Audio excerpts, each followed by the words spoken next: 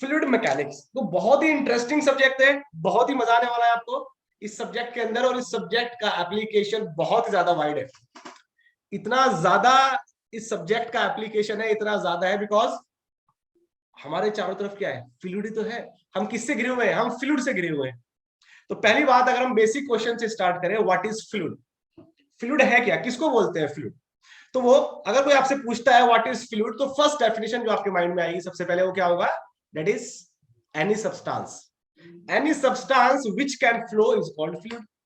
कोई भी वो सब्सटेंस जो फ्लो कर सकता है, जो बह सकता है, उसको हम क्या बोलते हैं? उसको फ्लूइड बोलते हैं। तो वेरी सिंपल, ठीक है। क्लास 9th के स्टूडेंट से क्लास 10th के स्टूडेंट से अगर हम डेफिनेशन पूछेंगे ना व्हाट इज फ्लूइड, वो भी यही बताएगा कि any substance which can flow is called fluid. ठीक है, तो ये डेफिनेशन ठीक है बिल्कुल, इस डेफिनेशन में कोई भी खराबी नहीं है।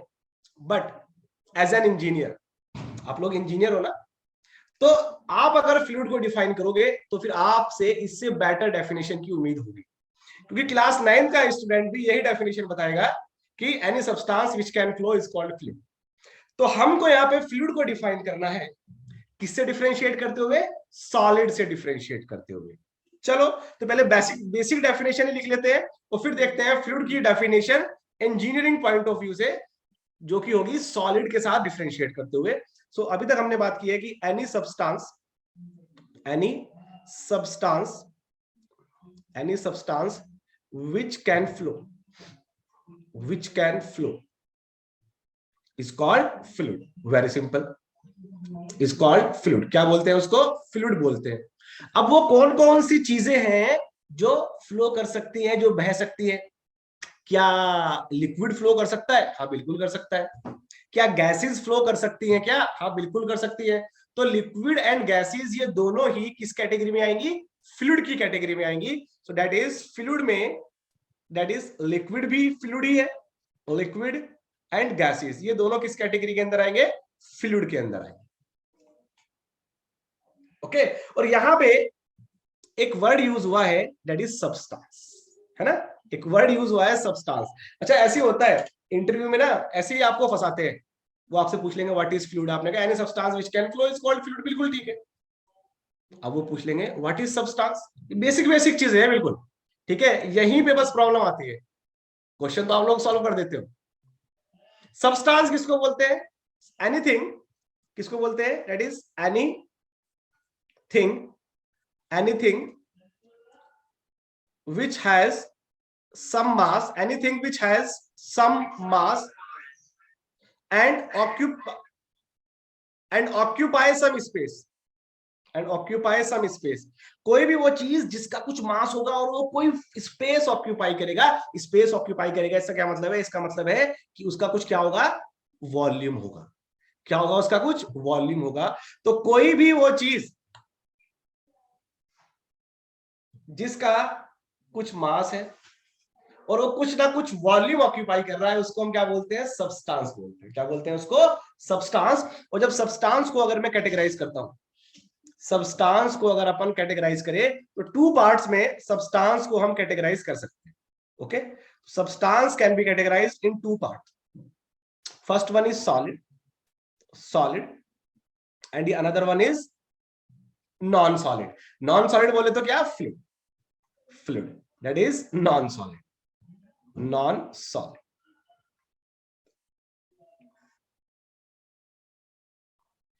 Substance mainly two types, solid and non-solid, that is fluid. And fluid we know also two categories है fluid के अंदर। इन दोनों कैटेगरीज को अपने को स्टडी करना है। कौन कौन सी कैटेगरीज है? That is liquid and gas, liquid and gas, ये। ओके, अभी ध्यान से सुनना है मेरी बात भाई। अभी तक हमने क्या बात की? व्हाट इज फ्लूइड, बेसिक, बिल्कुल बेसिक से जा रहे हैं अभी, ठीक है। स्टार्टिंग में बेसिक जाएंगे, फिर एकदम से स्पीड पकड़ेंगे अपन, क्योंकि टाइम अपने पास कम है। तो any substance which can flow is called fluid. कोई भी वो चीज जो फ्लो कर सकती है, बह सकती है, वो फ्लूइड है। तो लिक्विड भी फ्लो कर सकता है, गैस भी फ्लो कर सकती है, दोनों ही किस कैटेगरी में आएंगी? फ्लूइड की कैटेगरी में आएंगी, बिल्कुल ठीक है। सब्सटेंस किसको बोलते हैं? कोई भी वो चीज जिसका कुछ मास होगा, जो कुछ वॉल्यूम ऑक्यूपाई करेगा, उसको क्या बोलेंगे? उसको सब्सटेंस बोलेंगे। सब्सटेंस हम फर्दर कैटेगराइज कर सकते हैं टू पार्ट्स में, solid, non solid. Non solid वाले पार्ट को क्या बोलते हैं? Fluid. Simple. Fluid further 2 type से स्टडी किया जाएगा, लिक्विड और गैसेस। ठीक है, very good evening Vinita ji, very good evening. ठीक है, सो अभी ध्यान सुनना, सबसे पहले देख लेते हैं कि इस सब्जेक्ट के अंदर हम करने क्या वाले हैं एज एन इंजीनियर। हम ये सब्जेक्ट क्यों पढ़ रहे हैं? कभी भी कोई सब्जेक्ट स्टडी कर रहा है ना, 2 क्वेश्चन, ये 2 क्वेश्चन हमेशा पूछने। पहला, एज एन इंजीनियर हमको ये सब्जेक्ट पढ़ना क्यों है, क्योंकि एज एन इंजीनियर इस सब्जेक्ट को पढ़ के मैं इसका यूज कहां पे कर पाऊंगा। और दूसरा, इस सब्जेक्ट के अंदर मेरे को पढ़ना क्या है। तो ये तो हमने देख लिया कि इस सब्जेक्ट के अंदर हमको फ्लूइड्स के बारे में बात करनी है। फ्लूइड के बारे में मतलब लिक्विड के बारे में बात करनी है, गैसेस के बारे में बात करनी है, बिल्कुल ठीक है। यहाँ पे लेकिन एक वर्ड और है, एक वर्ड और है, दैट इज मैकेनिक्स। ये मैकेनिक्स वर्ड का क्या मतलब होता है भाई? फ्लूइड तो हम समझ गए, फ्लूइड क्या है, any substance which can flow is called fluid, ठीक है। मैकेनिक्स वर्ड का क्या मतलब है, व्हाट इज मैकेनिक्स? क्योंकि मैकेनिक्स ये यहाँ पे तो सॉलिड मैकेनिक्स है, ठीक है, जहां पे तो फ्लूइड मैकेनिक्स है, लेकिन आप सॉलिड मैकेनिक्स भी तो स्टडी करोगे ना, इसको सोम भी बोलते हैं, स्ट्रेंथ ऑफ मटेरियल। तो मैकेनिक्स वर्ड का क्या मतलब है ये और समझ लेते हैं, तो पूरी पिक्चर आपके सामने क्लियर हो जाएगी कि ये जो सब्जेक्ट है फ्लूइड मैकेनिक्स, इस फ्लूइड मैकेनिक्स सब्जेक्ट में हम लोग करने क्या वाले हैं आखिर। मैकेनिक्स क्या है, ध्यान से देखना। So study of substance, study of substance, ठीक है, दैट मीन्स बिहेवियर। क्या बोले अपन, study of behaviour, study of, और इसको it is better to write in this manner, study of behaviour, behaviour of substance, study of behavior of substance when it is subjected to, when it is subjected to, that is external forces, when it is subjected to external forces। भाई इसके बाद सारी picture clear हो जाने वाली है कि subject में क्या करना है अपने को, ठीक है, क्यों ये सब्जेक्ट पढ़ना है, एज एन इंजीनियर क्या आपको इसकी रिक्वायरमेंट है, सब कुछ, ठीक है। हाँ बिल्कुल, ठीक है, इंजीनियरिंग मैकेनिक्स तो देखो बिल्कुल बेसिक चीज है, इंजीनियरिंग मैकेनिक्स का बहुत ही माइनर सा यूज होगा, वो अपन यहाँ पे कवर कर लेंगे, उसकी टेंशन नहीं है कि ज्यादा इंपॉर्टेंट है, इसलिए हम इससे स्टार्ट कर रहे हैं, इसका एप्लीकेशन भी बहुत ज्यादा है। ओके, चलो बात करते हैं। अगर किसी सब्सटेंस के ऊपर जब एक्सटर्नल फोर्सेस लगेंगे तो वो किस तरह से बिहेव करेगा, उसका जो पूरा एनालिसिस है उसको हम मैकेनिक्स बोलते हैं, ठीक है। सब्सटेंस कुछ भी हो, सॉलिड हो या फ्लूइड हो, किसी सब्सटेंस के ऊपर जब एक्सटर्नल फोर्सेस एक्ट करेंगे तो under the action of external forces किस तरह से वो सब्सटेंस बिहेव करेगा, क्या क्या उसके अंदर चेंजेस आने वाले हैं, इन चीजों का जो स्टडी है उसको मैकेनिक्स बोलते हैं। Fluid any substance which can flow, that is liquid and gases.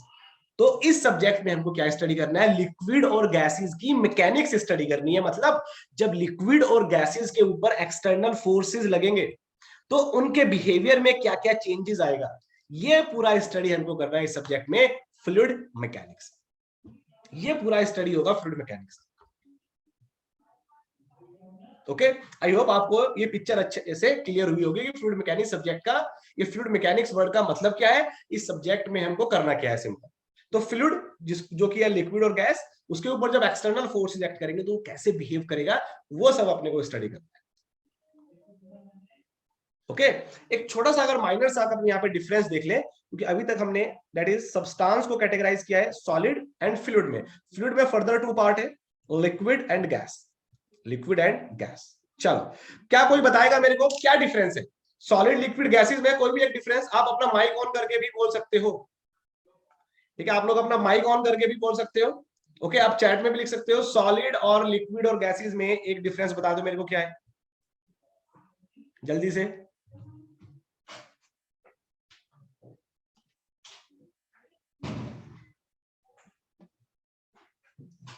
कोई बताएगा, सॉलिड कैन नॉट फ्लो, अच्छा ठीक है, वेरी गुड, ये तो बाय डेफिनेशन ही हो गया, बहुत अच्छी बात है। इस तरह तो चीजें पकड़नी है, ठीक है। और कोई देखो, एक तो बेसिक डिफरेंस क्या है बिल्कुल, कि जो सॉलिड्स के जो मॉलिक्यूल्स होंगे वो क्या होंगे, बहुत पास पास होंगे, है। सॉलिड के जो मॉलिक्यूल होंगे वो आपस में कैसे होंगे, बहुत पास पास होंगे। तो सॉलिड्स के अंदर जो इंटर मॉलिक्यूलर फोर्सेस है, इंटरमोलिकुलर फोर्सेस मतलब जो दो एटम्स के बीच में जो फोर्स ऑफ अट्रैक्शन है, ठीक है, कोई भी दो एटम्स आप ले लो, उनके बीच में ऑलवेज फोर्स ऑफ अट्रैक्शन होता है। तो सॉलिड्स के अंदर जो इंटरमोलिकुलर फोर्सेस है, जो बॉन्ड्स है पार्टिकल के बीच में, एटम्स के बीच में जो बॉन्ड है, वो बहुत ज्यादा स्ट्रांग होता है, ठीक है, बिकॉज ये क्या है, बहुत पास पास है। तो इंटरमोलिकुलर फोर्सेस सॉलिड्स के अंदर आपको मिलेंगे। Inter molecular forces are very strong। Intermolecular forces यहाँ पे बहुत स्ट्रांग मिलेंगे आप। लिक्विड्स की अगर मैं बात करता हूं तो लिक्विड्स के जो पार्टिकल होंगे वो क्या होंगे, थोड़े डिस्टेंस पे होंगे, किसके कंपैरिजन में, सॉलिड के कंपैरिजन। अब डिस्टेंस पे होंगे तो इंटरमोलिकुलर फोर्सेस यहाँ पे कम होंगे, वीक होंगे, that is intermolecular forces are weak. Intermolecular forces are weak. और गैसेस की अगर अपन बात करें तो गैसेस में जो मॉलिक्यूल्स हैं उनके बीच में बहुत ज्यादा डिस्टेंस होता है, ठीक है, बहुत बहुत दूरी पे होते हैं मॉलिक्यूल्स। तो इंटरमॉलिक्यूलर फोर्सेस यहाँ पे अगर मैं बात करता हूं तो क्या होंगे, वेरी वीक, बहुत ज्यादा कमजोर होंगे। तो मॉलिक्यूल्स के बीच में जो बॉन्ड है ना वो बहुत वीक है, आप इजीली ब्रेक हो जाएगा, तुम हल्का सा भी फोर्स लगाओगे ब्रेक।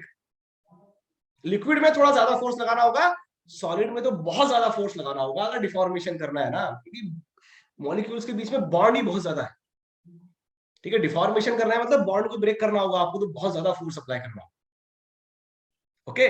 और अगर हम नेक्स्ट बात करते हैं, दैट इज नेक्स्ट डिफरेंस की बात करते हैं। और क्या डिफरेंस है सॉलिड लिक्विड गैस में, देखो सॉलिड्स का क्या होता है, अपना डेफिनेट शेप एंड साइज होता है ना। सॉलिड का एक डेफिनेट क्या होता है, shape and size. Solid has definite shape and size. Liquid का कोई अपना शेप नहीं होता है, ठीक है। जिस भी कंटेनर में आप लिक्विड को पोर करोगे, लिक्विड को डालोगे, वो उसी कंटेनर का शेप ले लेगा, सिंपल, ओके। आपने उसको सिलेंड्रिकल कंटेनर में डाला है, आप देखोगे उसका शेप, ठीक है। तो देख लो, ये वाटर को इसमें डाला अपन ने गिलास में, ठीक है, ये कैसे ले लेगा, ऊपर सर्कुलर ले लेगा शेप। आप इसको रेक्टेंगुलर कंटेनर में डालोगे, रेक्टेंगुलर शेप ले लेगा, सिंपल। तो it takes the shape of container, the shape of container, ठीक है। किसी भी कंटेनर में लिक्विड को डालोगे वो उसी कंटेनर का शेप ले लेगा। गैसेस की अगर बात करें तो गैसेस को आप किसी भी कंटेनर में अगर डालोगे तो वो क्या करेगा, उसका पूरा वॉल्यूम ही ऑक्यूपाई कर लेगा गैस, ठीक है। आप गैस को डाल के देखो कहीं तो उसके पार्टिकल सारे में उसको ऑक्यूपाई कर लेंगे स्पेस को। तो लिक्विड्स का अपना डेफिनेट शेप एंड साइज है, सॉरी सॉलिड्स का अपना डेफिनेट शेप एंड साइज है। लिक्विड जिस कंटेनर में डालोगे उसका शेप लेगा, शेप। और गैस जिस कंटेनर में डालोगे उसका पूरा स्पेस लेगा, ठीक है, उसका पूरा वॉल्यूम ऑक्यूपाई करेगा। तो it takes the space of container. जिस कंटेनर में अपन डालते हैं उसका पूरा क्या ले लेगा, स्पेस ले लेगा, मतलब उसका पूरा वॉल्यूम ही ऑक्यूपाई कर लेगा, ठीक है। ये बेसिक डिफरेंस है सॉलिड, लिक्विड और गैस। अभी हम डिफाइन करेंगे किसको, लिक्विड, ठीक है। किसको डिफाइन करेंगे, लिक्विड को डिफाइन करेंगे, गैस को डिफाइन करेंगे, मतलब फ्लूइड को डिफाइन करेंगे। बेसिक डेफिनेशन हमने देख ली है, any substance which can flow is called fluid. But starting में हमने बात की थी, as an engineer this definition is not sufficient. अगर कोई आपसे पूछता है व्हाट इज फ्लूइड और आप ये डेफिनेशन बताओगे खाली, तो ठीक है डेफिनेशन, बट इससे ना मजा नहीं आएगा। तो अब हम फ्लूइड को डिफाइन करेंगे डियर, और सॉलिड से डिफरेंशिएट करते हुए डिफाइन करेंगे। कैसे डिफाइन करते हैं फ्लूइड को, देखो जरा।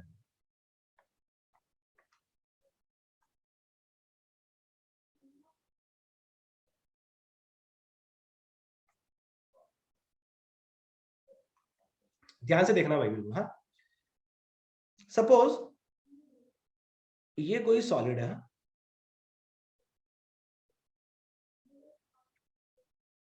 ये सॉलिड है और ये यहां से फिक्स किया हुआ है बॉटम, ठीक है, बॉटम से इसको फिक्स किया हुआ है। अब मैं क्या कर रहा हूं, इस सॉलिड के ऊपर फोर्स लगा रहा हूं, दैट इज ये शियर फोर्स में अप्लाई कर रहा हूं। ध्यान से देखना, सॉलिड है ये, शियर फोर्स मैंने इस पे अप्लाई किया F, ठीक है, ऑब्वियसली शियर फोर्स है। शियर फोर्स किसको बोलते हैं? जो पैरेलल लगता है सरफेस पे ना, तो ये जो सरफेस है ऊपर वाली इसके पैरेलल लग रहा है, इसको शियर फोर्स होगी। ठीक है, अगर ये कोई मेरा सरफेस है ना, देखो ये अगर कोई सरफेस है ये, तो इसके अगर नॉर्मल फोर्स लगेगा तो वो नॉर्मल फोर्स, इसके पैरेलल लगेगा तो वो शियर फोर्स। तो ये हो गया आपका शियर फोर्स लग रहा है। अब जब ये शियर फोर्स एक्ट करेगा इस सॉलिड के ऊपर, तो इसके अंदर ऑब्वियसली डिफॉर्मेशन होगा, है ना। तो वो डिफॉर्मेशन कैसे होगा उसको देखते हैं, देखो ध्यान से। सपोज इसको अगर मैं नेमिंग करता हूं ओ ए बी सी, तो ये जो इसका ओ ए वाला जो पार्ट है ये कुछ डिफॉर्म होके इस तरह से चला जाएगा, समथिंग लाइक दिस। ये आ जाएगा ए डैश, यहाँ पे आ जाएगा।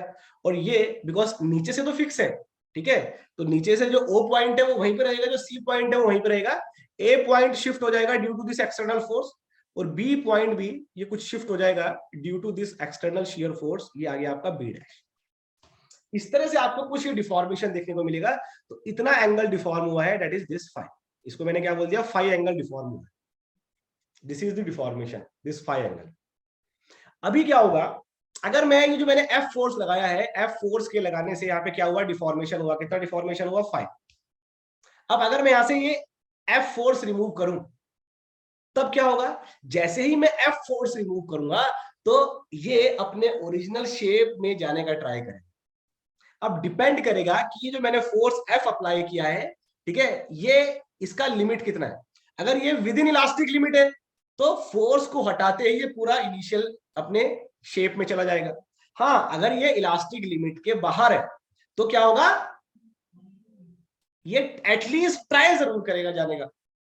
ठीक है, अभी मैं ये बोल रहा हूं कि जो मैंने फोर्स लगाया है, this force is with in elastic limit, this force with in elastic limit, है ना।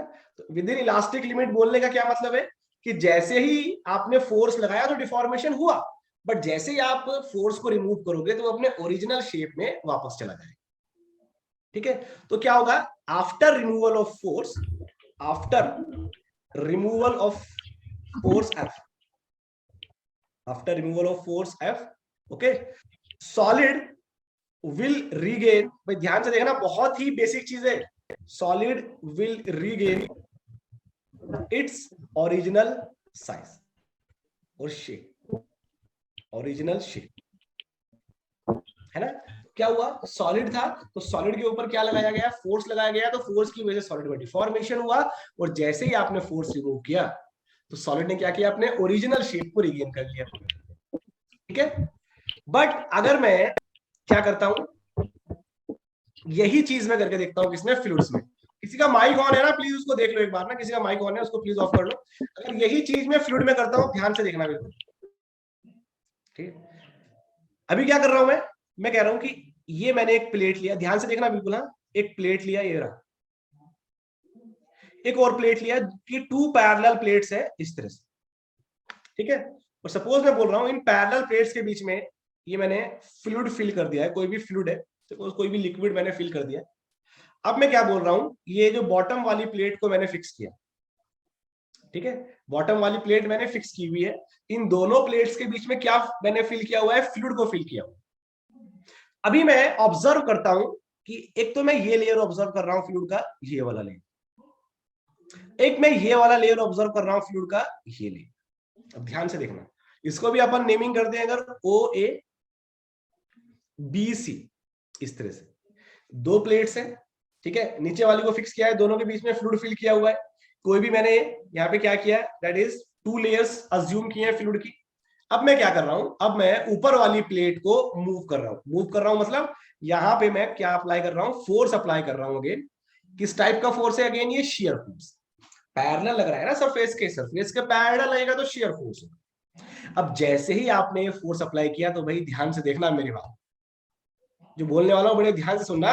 अब जो डिफॉर्मेशन होगा, ये जो मैंने लेयर्स कंसीडर किए हैं, एक तो ओ ए और एक बीसी, इन लेयर्स में डिफॉर्मेशन कैसे होगा? ध्यान से देखो, ये जो ओ ए लेयर है ये डिफॉर्म होके कुछ यहां पहुंच जाएगी, ए डैश, ये बी यहां पे पहुंच जाएगा पॉइंट बी डैश, नीचे फिक्स है, ओ और सी पॉइंट मूव नहीं करेंगे, नीचे वाला फिक्स है।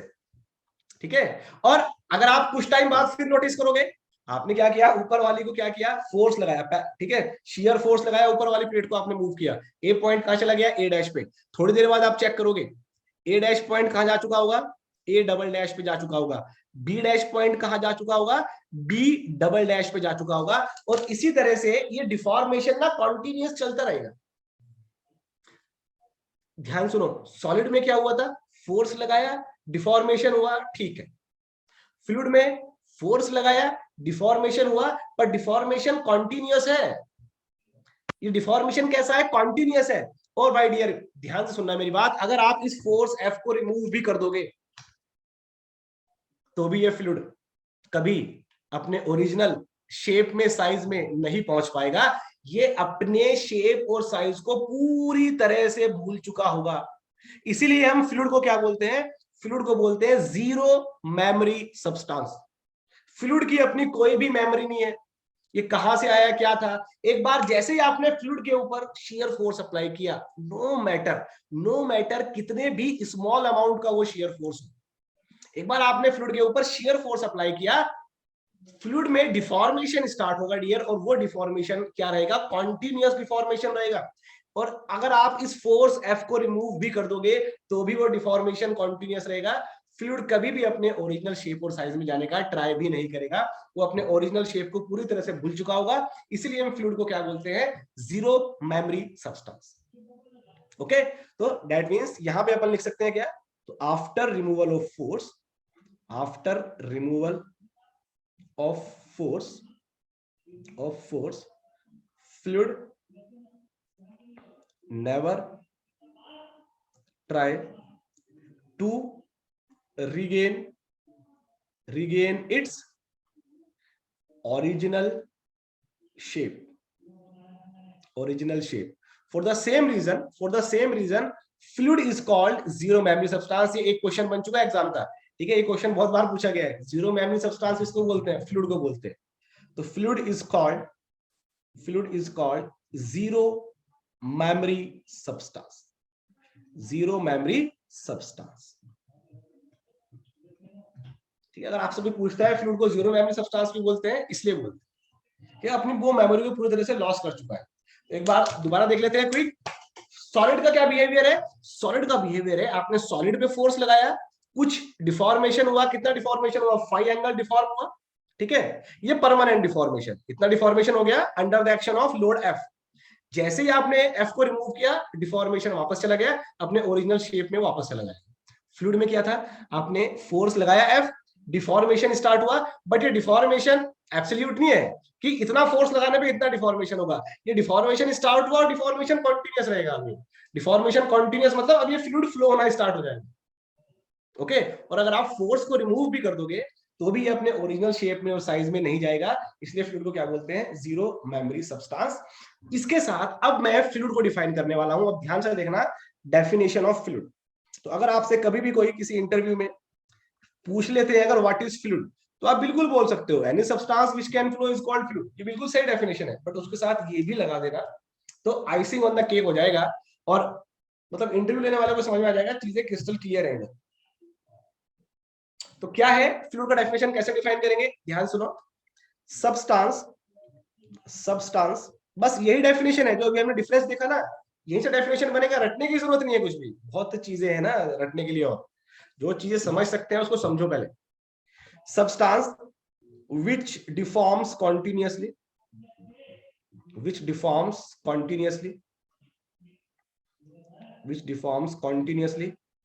under the action of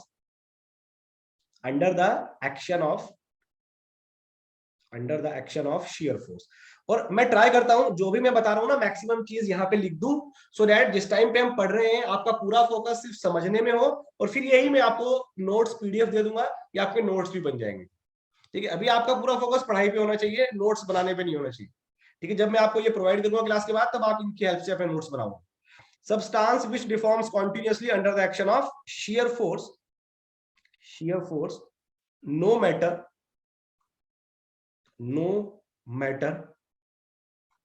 how small the force is। वो सब्सटेंस जिसका डिफॉर्मेशन कॉन्टिन्यूअस रहेगा, अगर मैं उसके ऊपर कौन सा फोर्स लगाऊं, शेयर फोर्स लगाऊं, कितना भी स्मॉल अमाउंट का शेयर फ्लूइड्स हो, उसको हम क्या बोलते हैं, उसको हम फ्लूइड बोलेंगे। ठीक है भाई, पहले एक बार बता दो, यहां तक सबको क्लियर है? किसी को डाउट हो, कोई क्वेरी है तो पूछ के चलना भाई प्लीज। यहां तक सबको चीजें क्लियर है?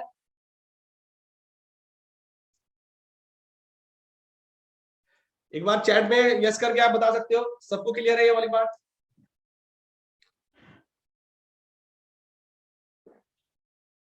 तभी अब अपना चैप्टर 1 हम स्टार्ट करेंगे, फ्लूइड प्रॉपर्टीज। ठीक है, और दोबारा बोल रहा हूं, देखो बहुत ही इंटरेस्टिंग इंपॉर्टेंट सब्जेक्ट है, और ये बेसिक सब्जेक्ट है, इसकी अगर आप क्लास मिस करोगे बीच में तो आगे प्रॉब्लम आएगी। ठीक है, क्योंकि सब कुछ लिंक रहेगा यहाँ पे। अब फर्स्ट चैप्टर है प्रॉपर्टीज ऑफ फ्लूइड, वो प्रॉपर्टीज पूरे फ्लूइड मैकेनिक्स सब्जेक्ट में यूज होंगी। ठीक है, चलो वेरी गुड, ठीक है, फिर थैंक यू। स्टार्ट करते हैं chapter 1, that is chapter 1, fluid properties. Fluid properties, chapter 1 fluid properties. ठीक है, चलो सबसे पहले ये अगर हम प्रॉपर्टी की बात करते हैं, सबसे पहले हम बात करेंगे इसकी मास डेंसिटी। इसकी बात करेंगे मास डेंसिटी, और क्या बोलते हैं इसको, डेंसिटी भी बोलते हैं। भाई एक एक चीज ना फील हो जानी चाहिए। ठीक है, क्या मतलब है डेंसिटी क्या है, एक एक चीज फील होनी चाहिए, तभी मजा आया पढ़ने का। मास डेंसिटी बोलो या डेंसिटी बोलो एक ही बात है। डेफिनेशन क्या है, किस तरह डिफाइन है, पहले वो देख लेते हैं और फिर इसको फील करेंगे भाई। क्या है definition? That is, it is defined as, it is defined as, it is defined as mass per unit volume, mass per unit volume. It is defined as mass per unit volume. तो इसको हम denote करते हैं किससे, symbol रो हो। क्या हो गया, mass by volume, M by V. ठीक है, rho equals to M by V, this is the density और मास डेंसिटी। यूनिट्स की अगर इसकी अपन बात करें, ठीक है, यूनिट्स की अगर बात करें, यूनिट्स क्या बनेगा, मास का हो गया केजी, और वॉल्यूम का हो गया मीटर क्यूब, केजी पर मीटर क्यूब। ये कौन सा यूनिट है, ये भी क्वेश्चन बहुत पूछते हैं एग्जाम में। ये एमकेएस यूनिट है, ठीक है, एसआई यूनिट है, सिंपल। अगर हम क्या करें, यूनिट में से क्या लिख सकता हूं, दैट इज ग्राम पर सेंटीमीटर क्यूब भी लिख सकता हूं। ग्राम पर सेंटीमीटर क्यूब लिखूंगा तो ये कौन सा यूनिट हो जाएगा, सीजीएस हो जाएगा। एमकेएस मतलब यहाँ पे दैट इज लेंथ किस में होगा, मीटर में होगा। ठीक है, मास किस में होगा, किलोग्राम में होगा। टाइम किस में होगा, सेकंड में होगा। सीजीएस बोले तो यहाँ पे लेंथ किस में होगा, सेंटीमीटर में होगा। मास किस में होगा, ग्राम्स में होगा। सेकंड किस में होगा, टाइम किस में होगा, सेकंड्स में होगा। ठीक है, तो ये हो गए यूनिट्स किसके, डेंसिटी की और मास डेंसिटी। ओके, अभी मैं आपसे पहले क्वेश्चन पूछूंगा, आप मेरे को बताओगे, उसके बाद इसको अच्छे से फील करते हैं, मतलब क्या है डेंसिटी वर्ड का। यार ये कंटेनर है और ये दूसरा कंटेनर है, दोनों आइडेंटिकल कंटेनर है। आइडेंटिकल मतलब दोनों ही सेम है, सेम साइज है। ठीक है, यहाँ पे हो सकता है साइज छोटा बड़ा आपको दिखाई दे, बट मैं बोल रहा हूँ सेम साइज है। ठीक है, दोनों का सेम वॉल्यूम है। इसके अंदर मैंने कोई फ्लूइड यहाँ पे डाल दिया, ये इसके मॉलिक्यूल है फ्लूइड के, इस तरह से दिस। यहाँ पे मैंने फ्लूइड डाला, ये इस फ्लूइड के मॉलिक्यूल है। इसका मैं बोल रहा हूँ डेंसिटी फ्लूइड का, इस कंटेनर के अंदर जो फ्लूइड है उसका डेंसिटी है रोहो 1, इस कंटेनर के अंदर जो फ्लूइड है उसका डेंसिटी है रोहो 2। ये कंटेनर नंबर 1 है, ये कंटेनर नंबर 2 है। अब मेरे को ये बताओ डेंसिटी किसका ज्यादा है, 1 का कि 2 का? जल्दी से बताओ भाई चैट बॉक्स में, डेंसिटी किसका ज्यादा होगा, 1 का ज्यादा होगा कि 2 का ज्यादा होगा? 1 का। 1 का ज्यादा होगा, बिल्कुल ठीक है, साफ 1 का आपको सर, क्लियर है 1 का। कि बिल्कुल ठीक बोल रहे हैं, 1 का होगा। तो ज्यादा मॉलिक्यूल है ना सेम वॉल्यूम में, ज्यादा मॉलिक्यूल मतलब ज्यादा मास। अरे वॉल्यूम तो सेम है ना, वी तो सेम है, तो जितना ज्यादा मास उतना ज्यादा डेंसिटी, और जितने ज्यादा मॉलिक्यूल उतना ज्यादा मास, सिंपल है ना। तो डेंसिटी जो वर्ड है ना, ये ऐसा नहीं है कि हम सिर्फ फ्लूइड में इसको यूज करेंगे, ये आपको डिफरेंट डिफरेंट फील्ड में यूज होने वाला वर्ड है। हम एक वर्ड यूज करते हैं, क्या यूज करते हैं, पॉपुलेशन डेंसिटी यूज कर लेते हैं, है ना। Population density, population density. ये अब पॉपुलेशन डेंसिटी क्या है, कि किस तरह डिफाइन है, कि नंबर ऑफ पर्सन, ठीक है, नंबर ऑफ पर्सन पर kilometre square area. 1 kilometre square area ले लो, उसमें एवरेज कितने लोग रहते हैं, वो उसका पॉपुलेशन डेंसिटी है। है ना। तो अगर मैं आपसे पूछता हूं कि एक तरफ ले लो गुड़गांव, एक तरफ ले लो लद्दाख, किसका पॉपुलेशन डेंसिटी ज्यादा होगा भाई, गुड़गांव का कि लद्दाख का? गुड़गांव का। गुड़गांव में तो छोटे से एरिया में लोग बाग भरे पड़े हैं, ठीक है। तो गिवन एरिया में जितने ज्यादा लोग उतनी ज्यादा डेंसिटी, तो जितनी ज्यादा भीड़ भाड़ उतनी ज्यादा डेंसिटी। सिमिलरली यहाँ पे गिवन वॉल्यूम में जितने ज्यादा मॉलिक्यूल, उनका उतना ज्यादा मास, तो उतनी ज्यादा डेंसिटी हो जाएगी, सिंपल। ठीक है, ये मतलब है डेंसिटी का। तो डेंसिटी मतलब गिवन वॉल्यूम में नंबर ऑफ मॉलिक्यूल ज्यादा है, ये। ठीक, अच्छा। अभी अगर अपन बात करते हैं डेंसिटी की, तो इफेक्ट की बात करते हैं डेंसिटी। ओके, टेम्परेचर का इफेक्ट। मेरे को ये बताओ, टेम्परेचर को इंक्रीज करूंगा अगर, अगर आपको डेंसिटी के बारे में सोचना है ना, तो वॉल्यूम के बारे में सोच लो भाई। ध्यान सुनना, यहां से इस फॉर्मूले से आप देखो, mass equals to density into volume, ये फॉर्मूला दिमाग में डाल लो, ठीक है। तो अगर मास कांस्टेंट है, इफ मास इज कांस्टेंट, ध्यान से सुन लेना मेरी बात, तो अगर वॉल्यूम में चेंज आएगा तो डेंसिटी में भी चेंज आएगा, लेकिन अपोजिट डायरेक्शन में आएगा। अगर वॉल्यूम डिक्रीज हुआ तो भाई डेंसिटी को बढ़ना पड़ेगा, तभी तो मल्टीप्लाई सेम रहेगा ना, मास तो कांस्टेंट तभी रहेगा। अगर एक चीज घट रही है तो दूसरी को बढ़ना पड़ेगा। तो अगर आपको कभी भी सोचना हो ना कि डेंसिटी बढ़ रही है या घट रही है, आप वॉल्यूम के बारे में सोच लो, तो वॉल्यूम के साथ जो हो रहा होगा उसका उल्टा किसके साथ होगा, डेंसिटी के साथ होगा, क्योंकि मास तो कांस्टेंट है। तो अगर मैं आपको बोलता हूं कि टेम्परेचर बढ़ाया जाए, टेम्परेचर के बढ़ाने पे डेंसिटी के साथ क्या होगा, बोलो।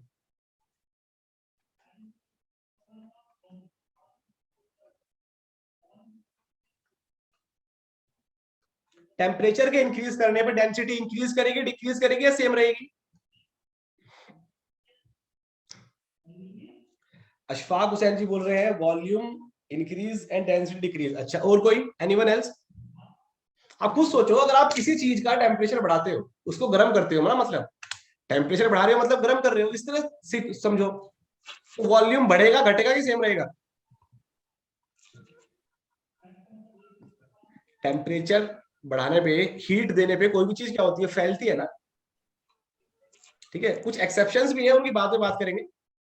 ठीक है, अभी जनरल चीजों की बात कर रहे हैं। तो टेम्परेचर आप बढ़ाओगे तो वॉल्यूम हमेशा बढ़ेगा, और वॉल्यूम अगर बढ़ेगा तो डेंसिटी तो घटेगी।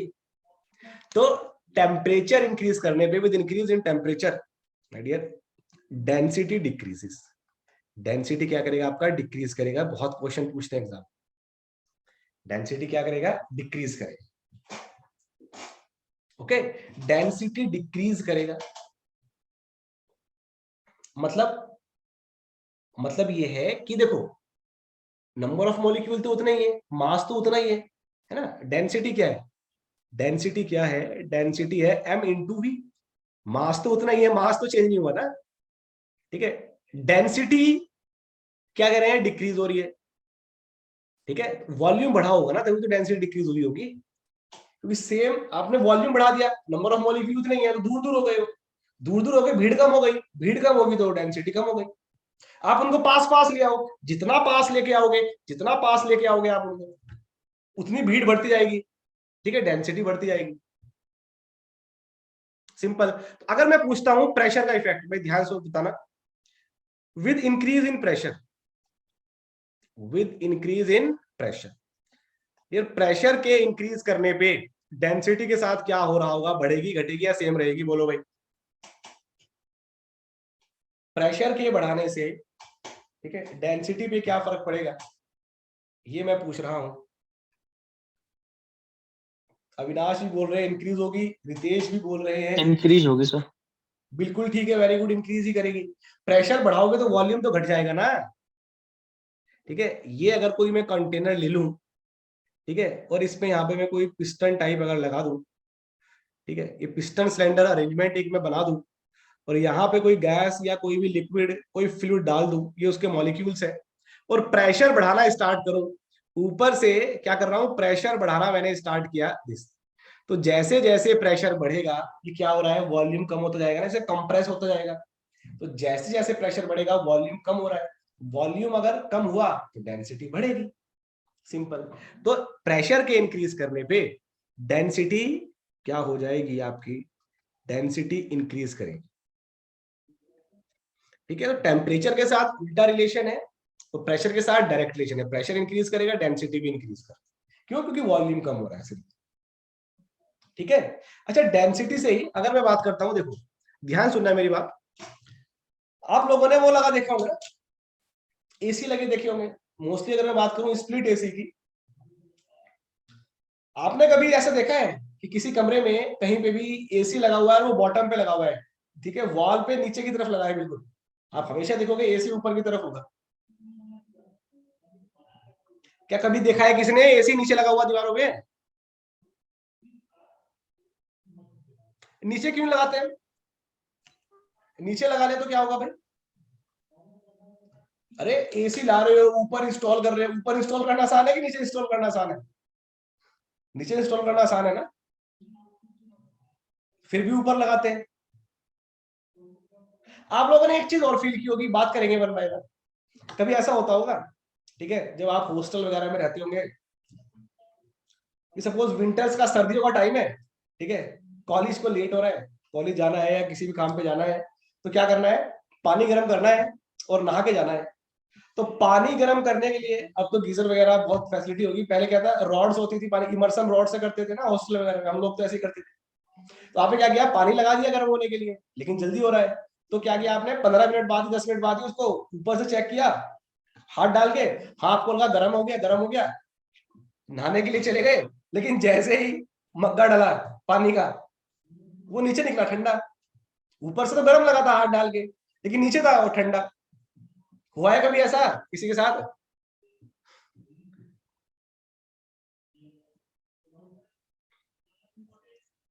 हाँ जी रितेश, बिल्कुल ठीक बोल रहे हो आप, वेरी गुड, ठीक है, बिल्कुल ठीक बोल रहे हो। ओके, तो ये सब चीजें क्या है, ये डेंसिटी डिफरेंस की वजह से हो रही है। क्यों? देखो ध्यान से, सुनो ध्यान से। अभी एसी वाली बात क्या है, जैसे रितेश जी ने बताया, बिल्कुल ठीक बताया। क्योंकि एयर कंडीशनिंग से जो एयर आएगी ना डियर, वो तो ठंडी हवा होगी ना, लो टेम्परेचर पे होगी। और अभी हमने देखा, अगर टेम्परेचर डिक्रीज कर रहा है तो डेंसिटी इंक्रीज कर जाएगी, है ना। तो एयर कंडीशनर से जो एयर है, एक तो रूम के अंदर एयर पहले से अवेलेबल है, वो हाई टेम्परेचर पे है, तो वो लो डेंसिटी की है। अभी एयर कंडीशनिंग से जो हवा आएगी वो लो टेम्परेचर पे आएगी, तो हाई डेंसिटी की होगी। तो हाई डेंसिटी की होगी तो हैवी होगी, ऊपर से नीचे की तरफ आएगी। और जो लो डेंसिटी की होगी, गर्म हवा, और नीचे से ऊपर की तरफ जाएगी। तो ऊपर से जब हवा नीचे की तरफ आएगी तो पूरी कूलिंग करते हुए आएगी, ऊपर से नीचे तक पूरे रूम को कूल करते हुए आएगी। आपने नीचे अगर एयर कंडीशनिंग लगा दिया, ठीक है, तो वो ऊपर कभी जाएगी नहीं, वो नीचे नीचे फ्लोट होती रहेगी, क्योंकि उसकी डेंसिटी ज्यादा है। ठीक है, आप दो फ्लूइड मिक्स करो, एक जिसकी डेंसिटी ज्यादा होगी वो हमेशा नीचे रहेगा, जिसकी डेंसिटी कम होगी वो ऊपर रहेगा हमेशा। तो अगर आपने नीचे लगा दिया एसी, तो जो ठंडी हवा है वो नीचे फ्लोट करती रहेगी, पैरों पैरों में ठंड मिलेगी आपको बस। और यही रीजन किसका है, जो हमने इमर्सन रॉड वाली बात की, पानी गर्म करने वाली, कि जैसे ही आपने स्टार्टिंग में जब पानी गर्म होना स्टार्ट होगा, तो जैसे जैसे टेम्परेचर राइज करेगा, तो मॉलिक्यूल क्या होंगे, ऊपर की तरफ आएंगे। डेंसिटी क्या होगी, टेम्परेचर राइज करेगा, डेंसिटी डिक्रीज होगी, तो मॉलिक्यूल ऊपर की तरफ आएंगे। तो गर्म पहले ऊपर रहेगा, ठंडा नीचे रहेगा, गर्म ऊपर रहेगा, ठंडा नीचे रहेगा। थोड़ा टाइम लगेगा उसको प्रॉपर यूनिफॉर्म होने में। उस टाइम से पहले अगर आपने हटा लिया, ऊपर तो आपको गर्म लगेगा, लेकिन नीचे अभी ठंडा है। अभी भी नीचे ज्यादा डेंसिटी के मॉलिक्यूल है, ऊपर कम डेंसिटी के मॉलिक्यूल है। ओके, अगर मैं आपसे पूछता हूं कि किसकी डेंसिटी ज्यादा है, ऑयल की, मस्टर्ड ऑयल की, सरसों के तेल की, या वाटर की, किसकी डेंसिटी ज्यादा होगी भाई, पता ना?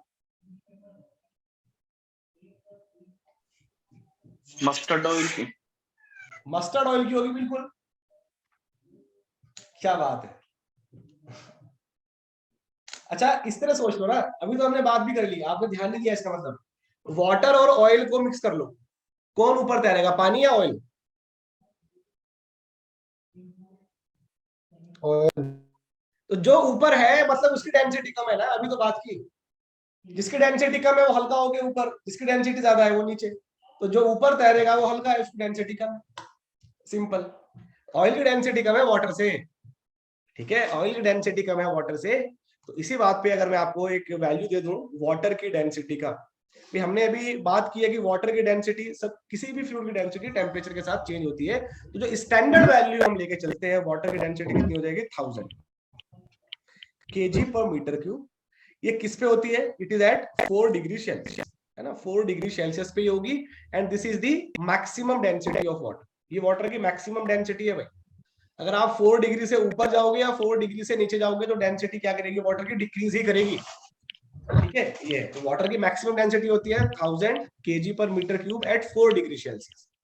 एयर की अगर अपन बात करें डेंसिटी की, तो एयर की डेंसिटी कितनी होगी? Near about 1.2 kg/m³। किस पे? Near about 20 degree Celsius. इस तरह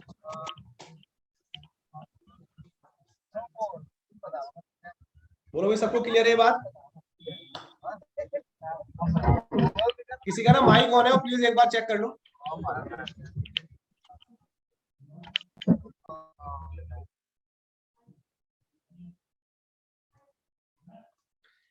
सबको क्लियर है?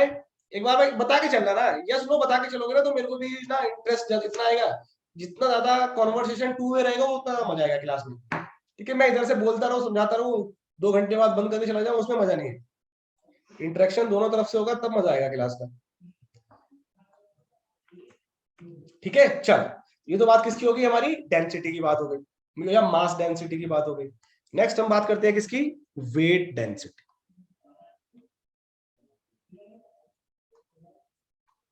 वेट डेंसिटी,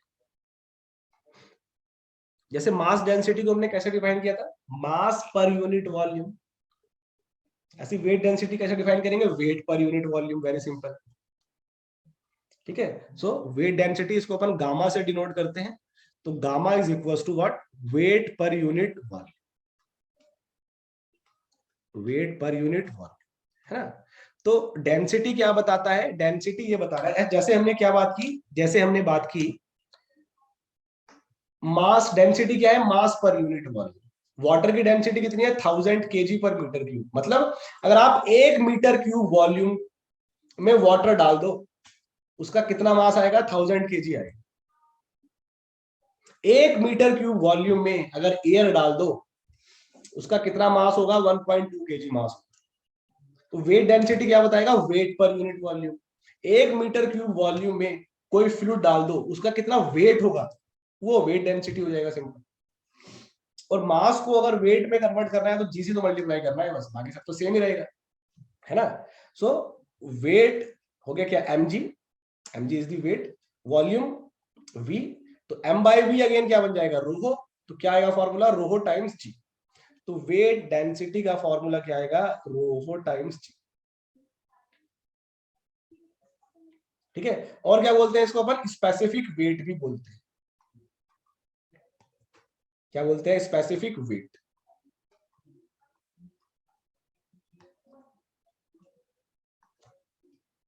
तो यूनिट क्या बनेगा इसका? अब वेट का यूनिट क्या है एसआई में? It is Newton. वॉल्यूम क्या है? मीटर क्यूब, एसआई यूनिट बन गया। एमकेएस में वेट का, फोर्स का यूनिट क्या होता है? किलोग्राम फोर्स पर मीटर क्यूब। एमकेएस यूनिट, एक क्वेश्चन तो यूनिट से पूछ लेते हैं एफएम में। सीजीएस में फोर्स का यूनिट क्या होता है? डाइन। डाइन पर सेंटीमीटर क्यूब। ये किसमें बनेगा? सीजीएस में बनेगा। ये अभी देखो, वेट डेंसिटी क्या है? डेंसिटी इंटू जी। जी क्या है? Acceleration due to gravity. अब इसका वैल्यू तो एक फिक्स रहेगा ना ऑलवेज। आप टेम्परेचर बढ़ाओ घटाओ, प्रेशर बढ़ाओ घटाओ, क्या कभी जी पे फर्क पड़ेगा क्या? जीत पे तो कभी फर्क नहीं पड़ेगा ना। तो मतलब जो डेंसिटी के साथ हो रहा होगा, जो रोहो के साथ हो रहा होगा, वही गामा के साथ हो रहा होगा। अगर डेंसिटी इंक्रीज करेगा तो गामा भी इंक्रीज करेगा, जी तो कांस्टेंट है ना भाई। अगर डेंसिटी डिक्रीज करेगा तो गामा भी डिक्रीज करेगा, मतलब सेम इफेक्ट आएंगे यहाँ पे भी। तो टेम्परेचर के इंक्रीज करने पे हमको पता था कि डेंसिटी डिक्रीज करता है तो गामा भी डिक्रीज करेगा। ठीक है, प्रेशर इंक्रीज करने पे डेंसिटी डिक्रीज करता था तो गामा भी, सॉरी इंक्रीज करता था तो गामा भी क्या करेगा? इंक्रीज करेगा। हाँ, ये हम बोल सकते हैं कि gamma is the function of location. अगर आप लोकेशन चेंज कर दो, वो भी इस तरह से, अगर आप लोकेशन चेंज कर दो कि जहां पे जी चेंज हो जाए, एक लोकेशन से दूसरी लोकेशन पे चले जाओ जहां पे जी चेंज हो रहा है, तो गामा चेंज हो जाएगा, डेंसिटी पे कोई फर्क नहीं पड़ेगा। ठीक है, क्योंकि गामा में जी आ रहा है, डेंसिटी में तो जी थोड़ी है। तो अगर आप मून पे चेक करोगे और अर्थ पे चेक करोगे तो डेंसिटी सेम रहेगा, लेकिन गामा अलग अलग हो जाएगा। ठीक है जी। तो ये बात होगी हमारी किसकी, दैट इज वेट डेंसिटी की और स्पेसिफिक वेट की, फ्लूइड की। नेक्स्ट अगर अपन बात करते हैं तो बहुत इंपॉर्टेंट प्रॉपर्टी है भाई, बहुत ज्यादा इंपॉर्टेंट प्रॉपर्टी है, इसको समझेंगे और मतलब इसको अगर समझ लिया ना तो फ्लूइड मैकेनिक्स में जिंदगी थोड़ी आसान हो जाएगी। किसकी बात करेंगे डियर, विस्कोसिटी की बात करेंगे। किसकी बात करेंगे, विस्कोसिटी की बात करेंगे। बट विस्कोसिटी को समझने से पहले एक छोटा सा कॉन्सेप्ट आपको समझना होगा, इसको हम बोलते हैं क्या, नो स्लिप कंडीशन। क्या बोलते हैं, नो स्लिप कंडीशन। ये नो स्लिप कंडीशन क्या बोलती है, ध्यान समझना, ध्यान समझना। नो स्लिप कंडीशन ये बोलती है कि जब भी कोई फ्लूइड किसी सरफेस के, किसी सॉलिड सरफेस के ऊपर से पास होगा, किसी सॉलिड सरफेस के ऊपर से फ्लो होगा, कोई भी फ्लूइड कभी भी, तो वो फ्लूइड, उस फ्लूइड के पार्टिकल कभी भी उस सरफेस को स्लिप नहीं कर सकते। स्लिप नहीं कर सकते हैं मतलब रिलेटिव मोशन नहीं होगा कभी भी। ये सपोज कोई सरफेस, ठीक है, ये कोई फ्लूइड जा रहा है, ये फ्लूइड की सपोज कोई लेयर जा रही है, तो इस सरफेस के ऊपर से ये इसको स्लिप करके नहीं जाएगी कभी भी, नो, ये पॉसिबल नहीं है। इसको बोलते हैं नो स्लिप कंडीशन। और जितना भी एफएम हमको स्टडी करना है, जितना भी फ्लूइड मैकेनिक्स हमको स्टडी करना है हमारे सिलेबस में, ये नो स्लिप, हम कोई भी एनालिसिस करेंगे फ्लूइड का, ये no slip condition always valid रहेगा ही रहेगा। ये हमेशा अजम्पशन रहेगा रहेगा, बार बार लिखूंगा नहीं मैं इसको कि यहाँ पे नो स्लिप कंडीशन मैंने वैलिड अज्यूम किया है। ये हमारा अजम्पशन एक बाय डिफॉल्ट रहने वाला है, no slip condition.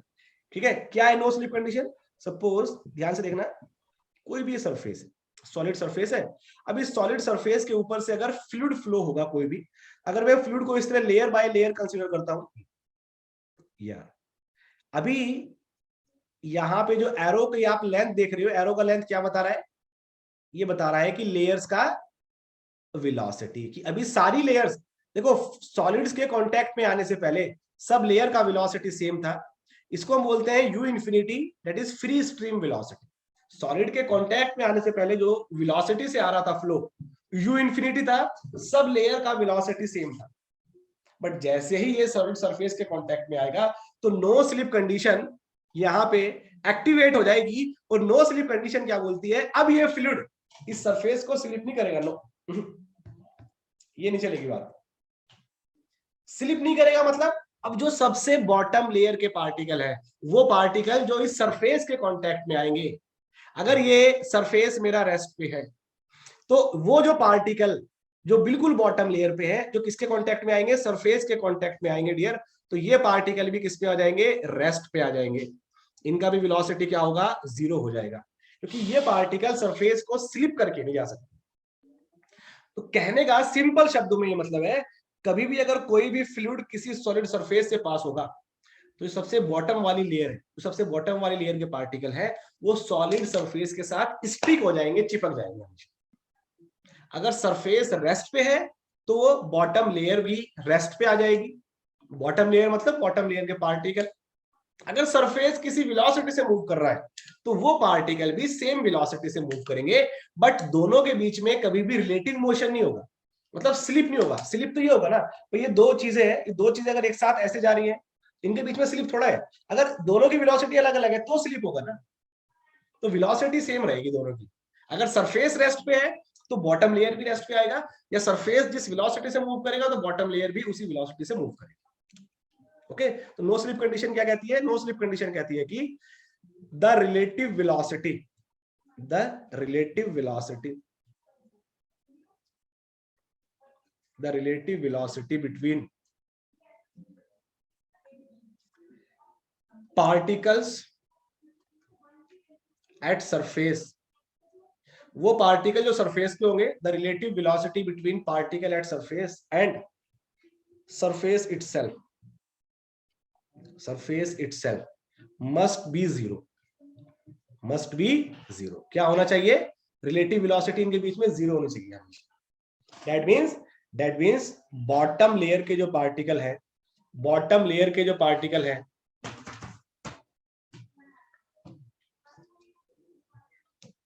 Bottom layer will stick with surface, bottom layer surface के साथ स्टिक हो जाएगा। ये है नो स्लिप कंडीशन। ठीक है, चलो अब इस नो स्लिप कंडीशन के साथ अब हम समझते हैं किसको, विस्कोसिटी को। The most important property of fluid that is viscosity. Viscosity देखो अलग अलग बुक्स में देखो ना, आपको डिफरेंट डेफिनेशंस मिलेंगी। यहाँ पे हम दो डेफिनेशन पकड़ के चलेंगे विस्कोसिटी का। एक तो क्या है कि it is the measure of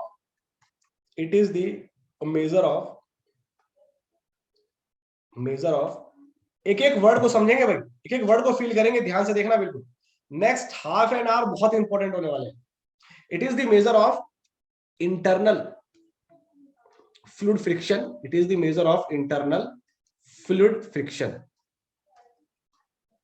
It is the measure of internal fluid friction between layers in a flow। मतलब अगर कोई फ्लो मूव हो रहा है, कोई भी फ्लो अगर जा रहा है, तो लेयर्स के बीच में क्या है, एक फ्रिक्शन एक्ट करेगा, इंटरनल फ्रिक्शन एक्ट करेगा लेयर्स के बीच में। वो फ्रिक्शन का वैल्यू कितना ज्यादा है वो बताएगा विस्कोसिटी। ये उसका मेजर है, मतलब एग्जैक्ट ये नहीं बताएगा कितना फ्रिक्शन है, उसका मेजर है, आपको आइडिया देगा। मतलब अगर विस्कोसिटी ज्यादा है तो फ्रिक्शन ज्यादा होगा लेयर्स के बीच में। फ्रिक्शन ज्यादा होगा मतलब फ्लो होने में, उस फ्लूइड को फ्लो होने में उतना ही ज्यादा रेजिस्टेंस आएगा। अगर विस्कोसिटी कम है तो फ्लूइड के फ्लो होने में रेजिस्टेंस कम आएगा, तो इजीली फ्लो हो जाएगा। ये मतलब है, मतलब जितना ज्यादा विस्कोसिटी है किसी भी फ्लूइड का, मतलब फ्रिक्शन उतना ही ज्यादा आएगा, उसके फ्लो होने में रेजिस्टेंस उतना ज्यादा आएगा। जितना कम है फ्रिक्शन उतना कम होगा, फ्लो होने में रेजिस्टेंस उतना कम होगा, वो उतना ही इजीली फ्लो हो जाएगा। अब आप मेरे को ये बताओगे वाटर और मस्टर्ड ऑयल में से किसका विस्कोसिटी ज्यादा है? मैंने आपको वैल्यू नहीं बताई है, मैंने आपको एक कॉन्सेप्ट बताया, आप बताओगे इमेजिन करके। अगर मैं वाटर को फ्लो करा दूं और मस्टर्ड ऑयल को फ्लो कराऊं, कौन इजीली फ्लो होगा? वाटर इजीली फ्लो होगा ना, मतलब ऑयल का विस्कोसिटी क्या होगा? मस्टर्ड ऑयल ज्यादा होगा। तो मस्टर्ड ऑयल का विस्कोसिटी ज्यादा होता है वाटर से, लेकिन डेंसिटी कम होता है।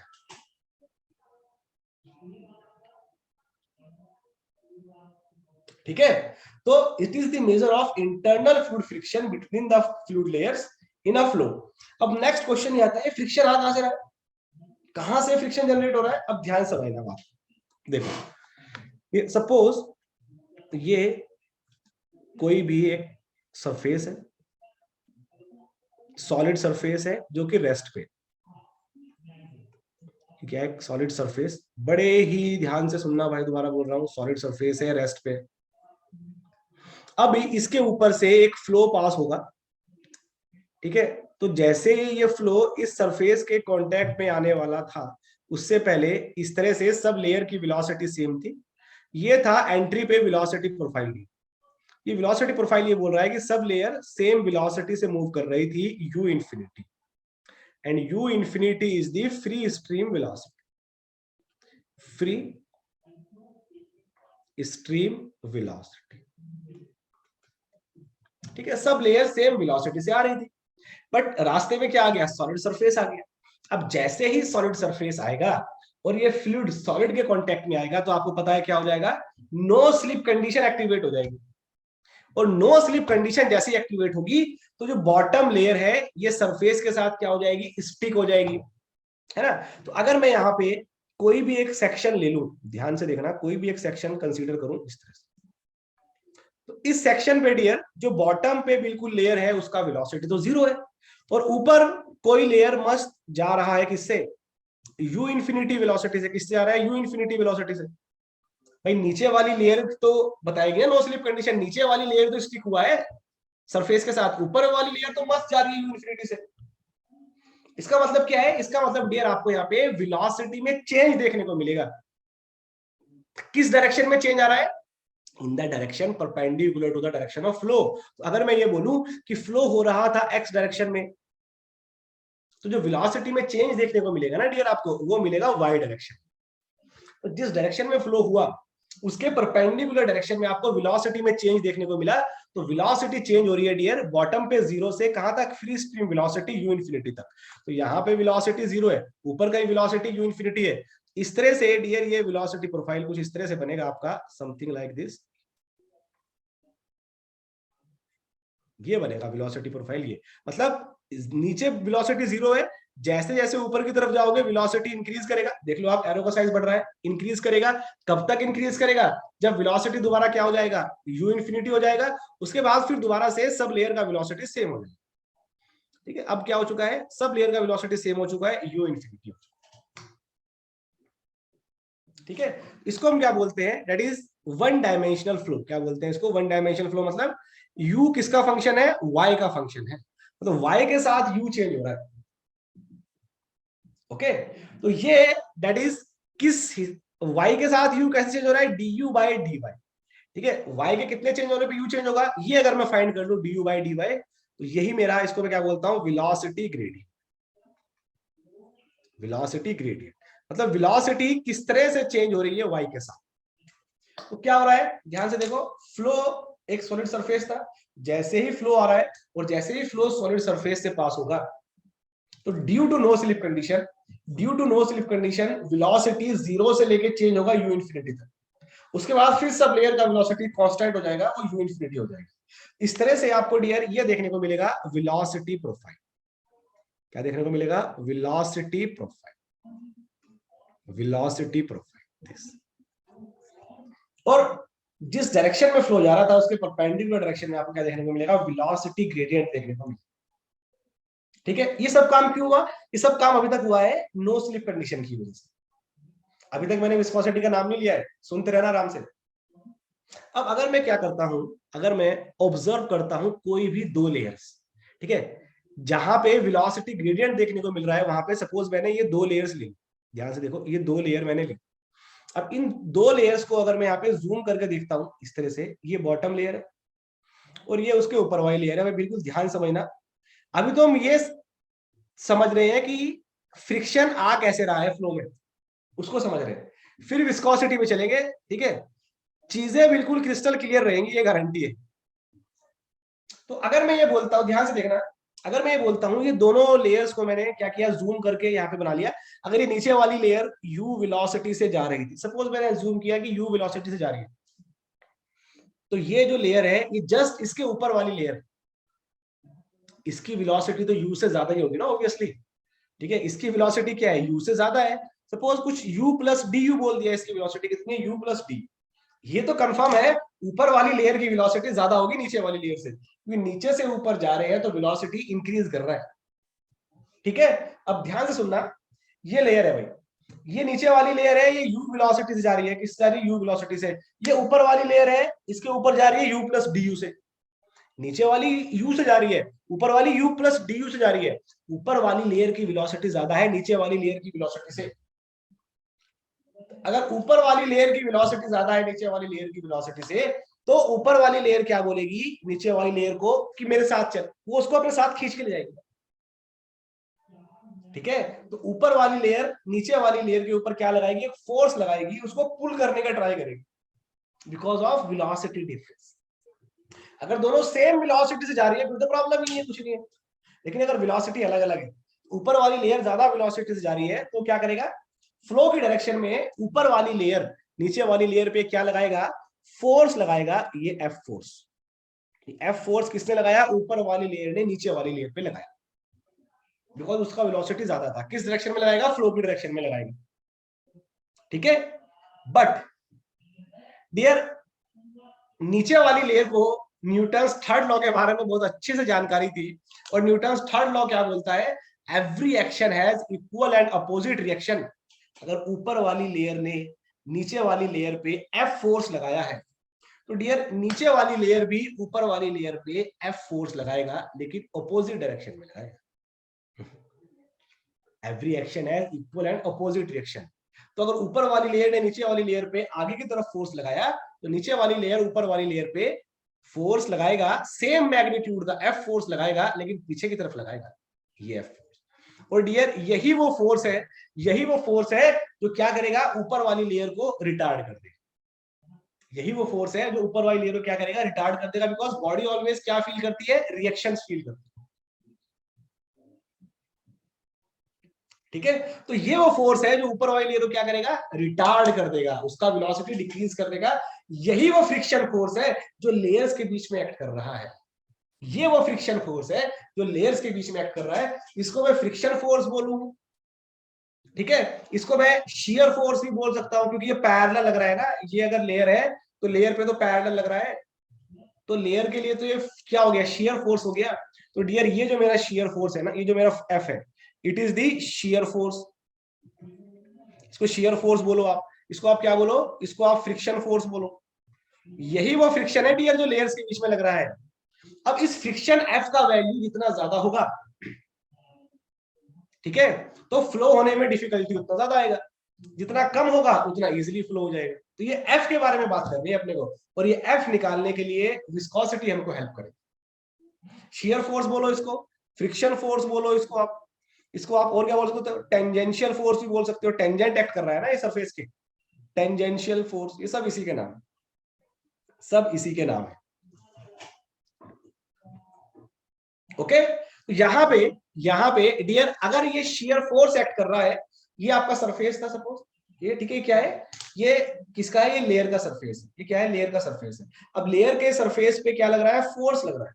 क्या लग रहा है, पैरेलल फोर्स लग रहा है, तो क्या होता है, फ्रिक्शन। ठीक है, क्या बोलेंगे इसको, शियर फोर्स बोलेंगे। ओके, तो ये क्या है, लेयर का सरफेस, सरफेस पे कैसा लग रहा है, शियर फोर्स। अभी शियर फोर्स अपॉन एरिया कर दूं तो शियर स्ट्रेस हो जाएगा कि नहीं हो जाएगा, है ना। अगर एफ अपॉन ए कर दूं डियर, एफ अपॉन ए कर दूं तो क्या हो जाएगा, ये बन जाएगा शियर स्ट्रेस।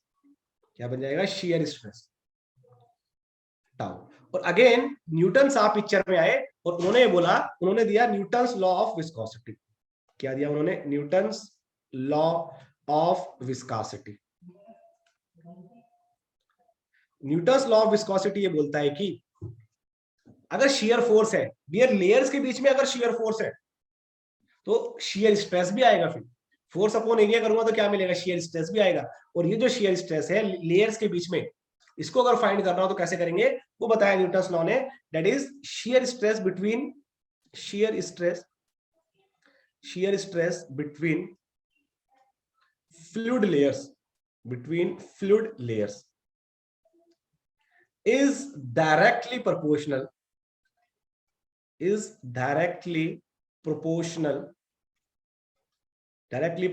to क्या, that is rate of shear strain, directly proportional to rate of shear strain। ठीक है भाई, ध्यान सुनना मेरी बात। जब हम सॉलिड स्टडी करते हैं ना, हुक्स लॉ की बात करते हैं, हुक्स लॉ क्या बोलता है, stress is directly proportional to strain. Solid में डियर क्या होता है, स्ट्रेस स्ट्रेन के डायरेक्टली प्रोपोर्शनल।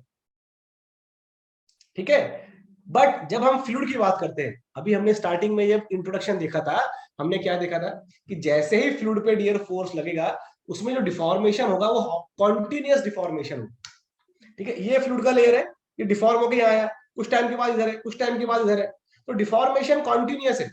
आप यहाँ पे कभी स्ट्रेन फाइंड ही नहीं कर पाओगे। ठीक है, आपने इस पोजीशन पे स्ट्रेन फाइंड किया, थोड़ी देर बाद उसका पोजीशन चेंज हो गया, फिर थोड़ी देर बाद पोजीशन चेंज हो गया, क्योंकि डिफॉर्मेशन कॉन्टिन्यूअस है ना। अगर डिफॉर्मेशन कॉन्टिन्यूअस है तो कभी एब्सोल्यूट स्ट्रेन फाइंड ही नहीं कर पाओगे। हाँ, रेट निकाल सकते हैं कि किस रेट से डिफॉर्मेशन हो रहा है, मतलब पर सेकंड कितना डिफॉर्म हो रहा है, वो तो हम बता सकते हैं।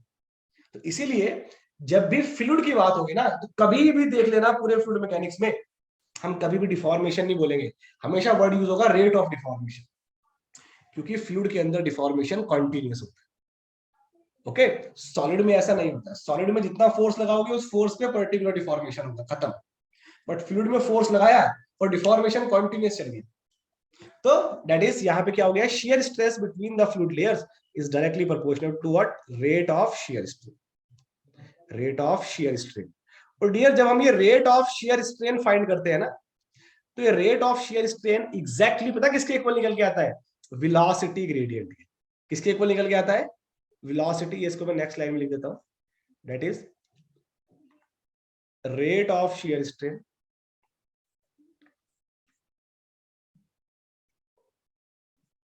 rate of shear strain is equals to velocity gradient.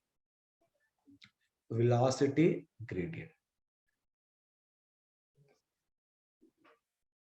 Okay, that means क्या हो जाएगा? du, वेलोसिटी ग्रेडियंट बोले तो व्हाट? du बाय dy, अभी तो देखा। So tau is directly proportional to du by dy। यहां से बनता है डियर, और हमको पता है to remove the proportionality sign we use a constant. यहां पे जो कांस्टेंट है इट इज द म्यू। यहाँ पे कांस्टेंट क्या है? म्यू है डियर। तो म्यू क्या है? यहाँ पे कांस्टेंट है। म्यू क्या होगा? एक कांस्टेंट होगा। So mu is called the coefficient of viscosity. क्या बोलते हैं इसको? Coefficient of viscosity. Coefficient of viscosity, coefficient of viscosity, और बोले तो क्या? Dynamic viscosity. Dynamic viscosity dear. अब आया विस्कोसिटी पिक्चर में, अब विस्कोसिटी पिक्चर में आया। ये इक्वेशन को देख लो भाई ध्यान से। Tau equals to mu du by dy, ये क्या है? न्यूटन्स लॉ ऑफ विस्कोसिटी है। तो यहाँ पे ये इक्वेशन चीख चीख के बोल रही है अगर म्यू बढ़ेगा तो टाउ बढ़ेगा। अगर दो अलग अलग फ्लूइड है तो जिसका म्यू ज्यादा होगा उसका टाउ ज्यादा होगा, और टाउ क्या होता है? एफ बाई ए। और अगर टाउ बढ़ेगा तो एफ भी बढ़ेगा, और ये एफ ही तो फ्रिक्शन फोर्स है जो लेयर्स के बीच में लग रहा है। इसका मतलब अगर विस्कोसिटी बढ़ा, इसका डायरेक्ट रिलेशन आ गया, अगर विस्कोसिटी बढ़ेगा तो लेयर्स के बीच में फ्रिक्शन बढ़ेगा। फ्रिक्शन बोलो या रेजिस्टेंस, ये क्या करेगा? बढ़ जाएगा। तो यहां से आपको विस्कोसिटी आइडिया देता है, it is the measure of internal fluid friction between the layers. ठीक है, और एक बात और सुन लेना ध्यान से, यार विस्कोसिटी तभी पिक्चर में आएगा अगर फ्लूइड फ्लो हो रहा है। तो सपोज फ्लूइड रेस्ट पे है, अगर फ्लूइड रेस्ट पे है तो मेरे को बताओ क्या कभी विस्कोसिटी की बात करेंगे क्या? विस्कोसिटी क्या बता रहा है कि फ्लो होने में कितना रेजिस्टेंस है, फ्लो होने में कितना फ्रिक्शन आ रहा है, वो बताएगा कि फ्लो होने में कितनी डिफिकल्टी है। अगर फ्लूइड रेस्ट पे है तो विस्कोसिटी का कोई भी लेना देना नहीं होगा। जब तक फ्लूइड को हम रेस्ट पे रखेंगे जब तक विस्कोसिटी पिक्चर में आएगी ही नहीं। Okay, so mu has nothing to do if fluid at rest. अगर फ्लूइड रेस्ट पे है तो विस्कोसिटी की डियर बात ही नहीं होगी। विस्कोसिटी की बात कब होगी? जब दो लेयर्स के बीच में वेलोसिटी का डिफरेंस आएगा, तब फ्रिक्शन आएगा। तो फ्रिक्शन कितना ज्यादा होगा या कम होगा वो विस्कोसिटी आपको एक आइडिया देगा उस बात। ठीक है, तो आपको इस तरह भी विस्कोसिटी का डेफिनेशन मिलेगा, या आप चाहो तो लिख भी सकते हो। ठीक है, या आपको रिकॉर्डिंग मिल जाएगा उसमें से देख के लिख लेना कि इस तरह से आपको डेफिनेशन बुक्स में ये भी मिलेगा कि viscosity is a property of fluid by virtue of which, ठीक है, bottom layer applies the force to its adjacent upper layer in opposite direction और in the direction opposite to fluid to retard it. Okay, तो viscosity तो रटने की जरूरत ही नहीं है, ये सब चीज तो हमने सीखी है। Viscosity is the property by virtue of which, ठीक है, bottom layers apply the force to its adjacent upper layer opposite to the direction of flow. बस ये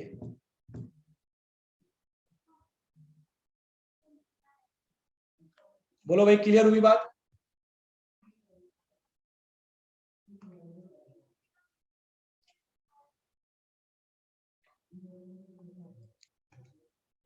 सबको, किसी को कोई डाउट हो, कोई क्वेरी है तो भाई पूछ के चलना प्लीज। आप सबको क्लियर है?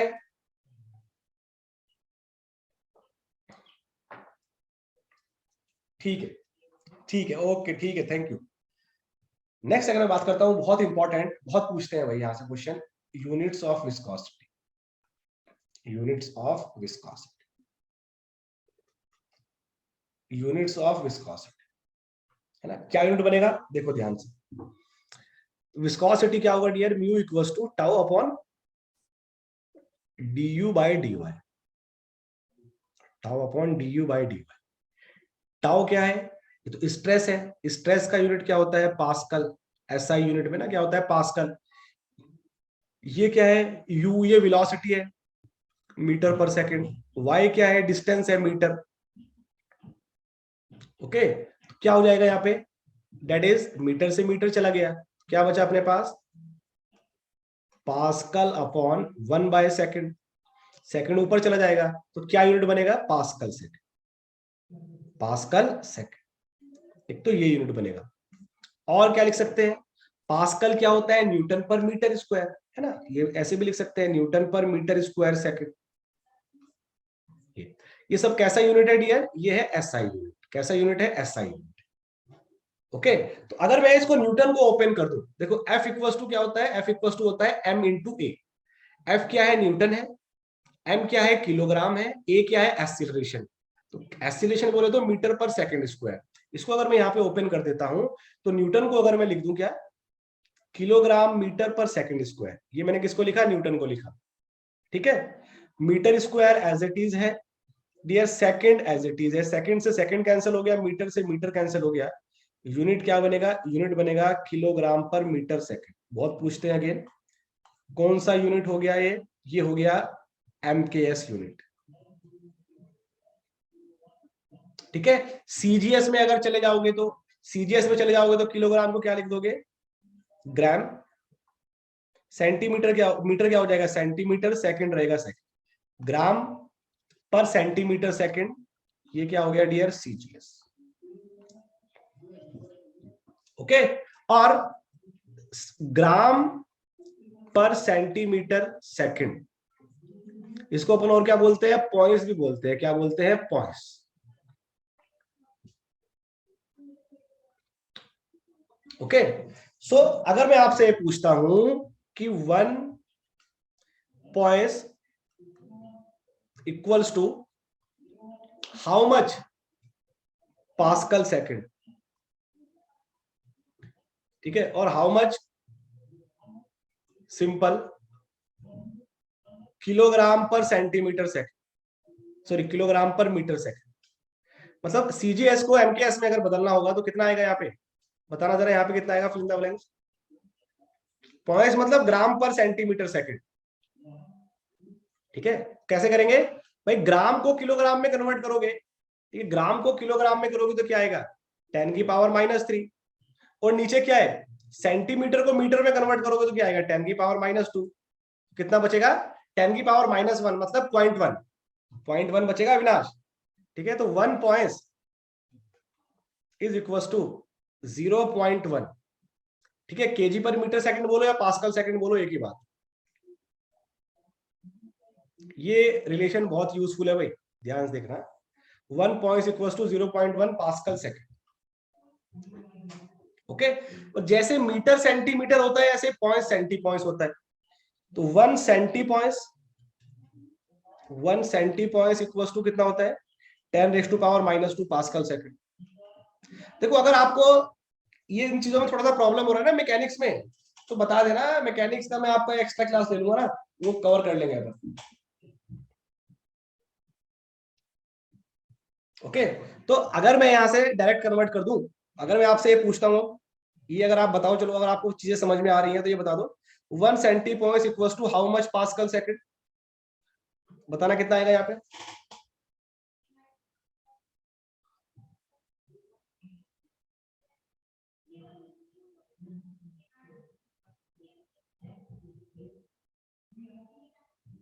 ठीक है, ये सॉरी, ये तो मैंने गलत लिख दिया। जैसे सेंटीमीटर मीटर है ना, ऐसी सेंटी पॉइंट पॉइंट है। 1 centipoise equal to 10⁻⁻² points. Sorry, ये अभी पूछ रहा हूँ कि सेंटी पॉइंट्स को पास्कल सेकंड में कन्वर्ट करना। सेंटी पॉइंट्स को पॉइंट्स में करोगे तो 10⁻² होगा, पॉइंट्स को पास्कल सेकंड में करोगे तो 10⁻1 होगा। टोटल कितना हो गया, 10⁻³ हो गया ना। अरे भाई समझ में आ रही है बात है, तो कुछ कंफ्यूजन होगा तो पूछ के चलना। ठीक है, सेंटी पॉइंट्स को पहले पॉइंट्स में करेंगे तो 10⁻² होगा, फिर पॉइंट्स को पास्कल सेकंड में करेंगे तो फिर 10⁻1 एक और आ जाएगा, तो 10⁻³ हो जाएगा। ओके, और अगर हम डायमेंशन की बात करते हैं ना, देखो डायमेंशन की बात हम करके नहीं आए हैं पीछे भी, तो डायमेंशन भी हम देख लेते हैं जल्दी से। सबसे पहले हमने डेंसिटी की बात की थी ना, तो डेंसिटी के डायमेंशन, फंडामेंटल डायमेंशन, ठीक है, क्या यूनिट है, केजी पर मीटर क्यूब। ठीक है, तो केजी के लिए क्या आएगा आपके पास, दैट इज, पता है ना आपको फंडामेंटल डायमेंशन, MLT में लिखेंगे अपन।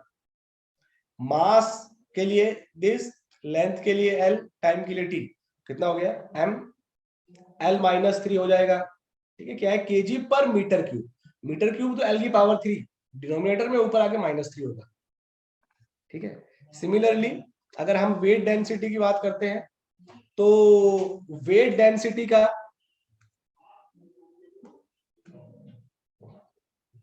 अगर हम वेट डेंसिटी 1 मिनट, अगर हम वेट डेंसिटी की बात करते हैं तो क्या कोई बताएगा अच्छा इतने वेट डेंसिटी का कितना होगा, फंडामेंटल डायमेंशन क्या होगा वेट डेंसिटी का?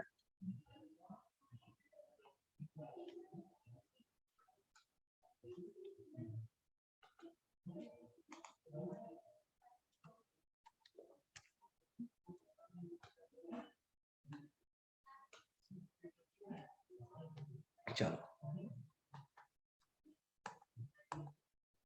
वेट डेंसिटी क्या है भाई, वेट पर यूनिट वॉल्यूम, मतलब न्यूटन पर मीटर क्यूब।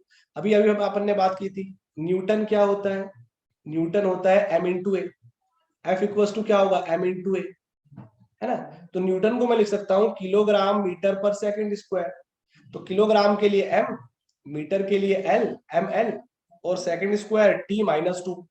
ML-T-2 किसका हो गया, ये वेट का हो गया। ठीक है, न्यूटन का हो गया, अपॉन मीटर क्यूब, वॉल्यूम है मीटर क्यूब, मतलब L-3, L-3। ठीक है, नीचे L की पावर 3, ऊपर जाएगा क्या हो जाएगा L की पावर -3। तो एक L की पावर 1 यहाँ पे L की पावर -3 हो जाएगा। तो क्या हो जाएगा, बचेगा L की पावर -2 बचेगा। तो फंडामेंटल डायमेंशन क्या बनेगा इसका, वेट डेंसिटी का, दैट इज ML-2 T-2, ये आएगा ML-2 T-2, इसका वेट डेंसिटी का। सिमिलरली अगर मैं विस्कोसिटी का बनाऊं तो विस्कोसिटी का क्या बनेगा फंडामेंटल डायमेंशन, बड़ा सिंपल है। ये हमारा जो यूनिट है इससे बहुत सिंपल हो जाएगा, केजी पर मीटर सेकंड से क्या होगा, केजी के लिए M, नीचे मीटर है तो L की पावर -1, नीचे सेकंड है T की पावर -1, ML-1 T-1, ये बन जाएगा। ठीक है, इसको बोलते हैं हम डायनामिक विस्कोसिटी, म्यू को। और एक हमारे पास क्या होता है, काइनेमेटिक विस्कोसिटी भी हम यूज करते हैं, काइनेमेटिक विस्कोसिटी। देखो होता क्या है, अभी हमने दो प्रॉपर्टी पढ़ी है, प्रॉपर्टी, ठीक है, फ्लूइड की, एक डेंसिटी पढ़ी है, एक विस्कोसिटी पढ़ी है म्यू। अब डेंसिटी क्या है, फ्लूइड की प्रॉपर्टी है, किसी गिवन फ्लूइड के लिए वैल्यू फिक्स रहेगी। म्यू क्या है, विस्कोसिटी है, डायनामिक विस्कोसिटी, किसी फ्लूइड के लिए वैल्यू फिक्स रहेगी। तो डेंसिटी अगर कांस्टेंट है, म्यू कांस्टेंट है, तो उनका रेशियो लूंगा वो भी तो कांस्टेंट रहेगा ना।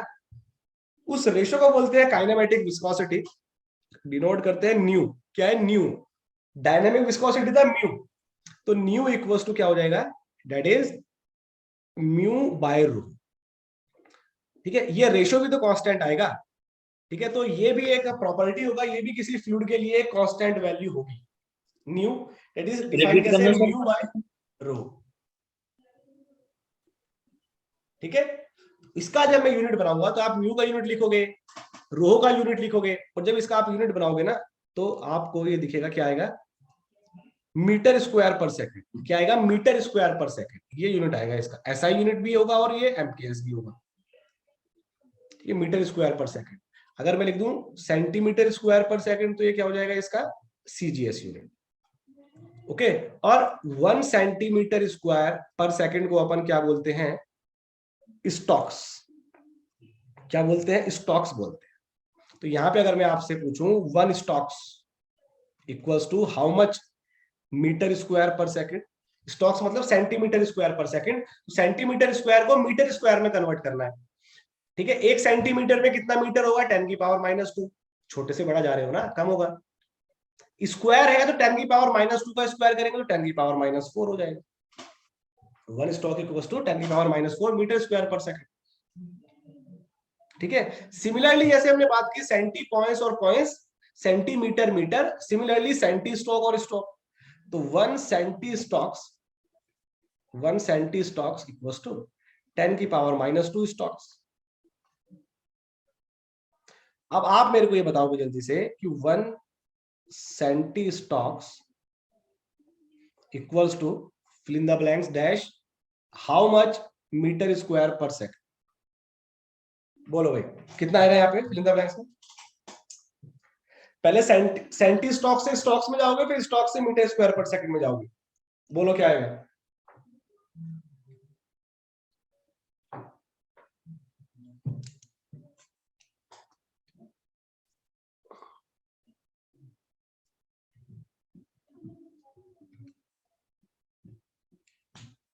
अरे कोई नहीं बता पाएगा क्या।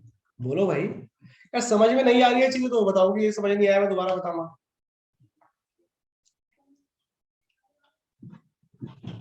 काइनेटिक विस्कोसिटी बता दो। काइनेमेटिक विस्कोसिटी देखो, हमने क्या किया, हमने दो अलग अलग प्रॉपर्टी डिस्कस की है ना। एक हमने प्रॉपर्टी डिस्कस की है विस्कोसिटी है, जिसको डायनेमिक विस्कोसिटी बोला म्यू। प्रॉपर्टी का मतलब क्या है, ये कांस्टेंट वैल्यू है, पर्टिकुलर फ्लूइड के लिए वैल्यू फिक्स है। वाटर का इतना है, एयर का इतना है, ठीक है, ऑयल का इतना है। ऐसे डेंसिटी एक वैल्यू है, ये भी फिक्स है। कि किसी फ्लूइड के लिए म्यू भी फिक्स है, किसी फ्लूइड के लिए डेंसिटी भी फिक्स है।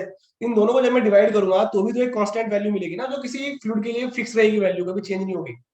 अगर सपोज म्यू का वैल्यू 10 है, डेंसिटी का वैल्यू अगर 5 है, तो न्यू काइनेमेटिक विस्कोसिटी 2 आएगा ना। और ये फ्लूइड के लिए हमेशा वैल्यू 2 ही रहेगी।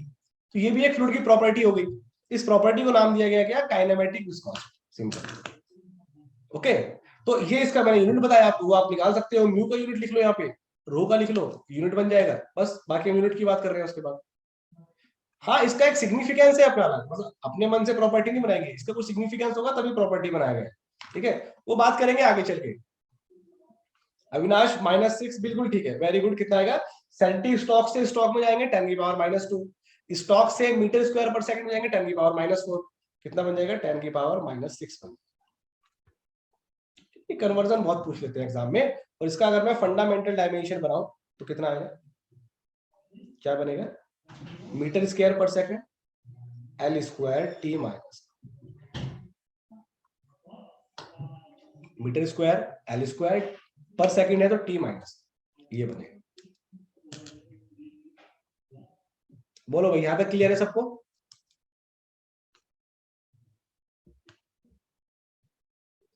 किसी को यहां तक कोई डाउट हो, कोई क्वेरी हो तो पूछ के चलना भाई।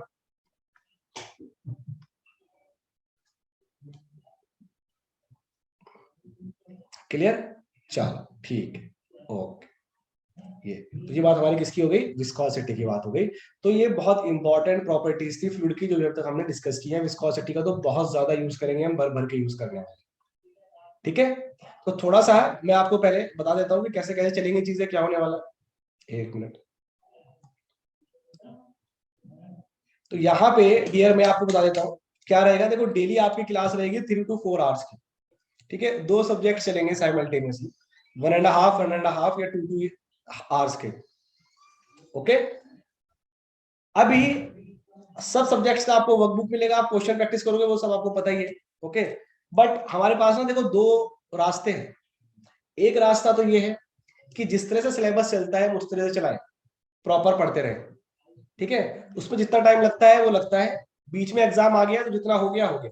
एक तरीका ये है कि नहीं, हमको 2 महीने में पूरा करना है। ठीक है, उसी स्पीड से चलाना है। आप लोग क्या चाह रहे हो बताओ। कंप्लीट ही करना है सर। नहीं, सिलेबस तो कंप्लीट करना है, अपनी बात ही समझे। एक तो वो है कि जिस पेज से चलती है चीजें, जो सिलेबस का टाइम लगता है कंप्लीट होने में, एक तो वो है। एक वो है कि 2 महीने में करना है, तो फिर उसके हिसाब से स्पीड बनेगी उसकी।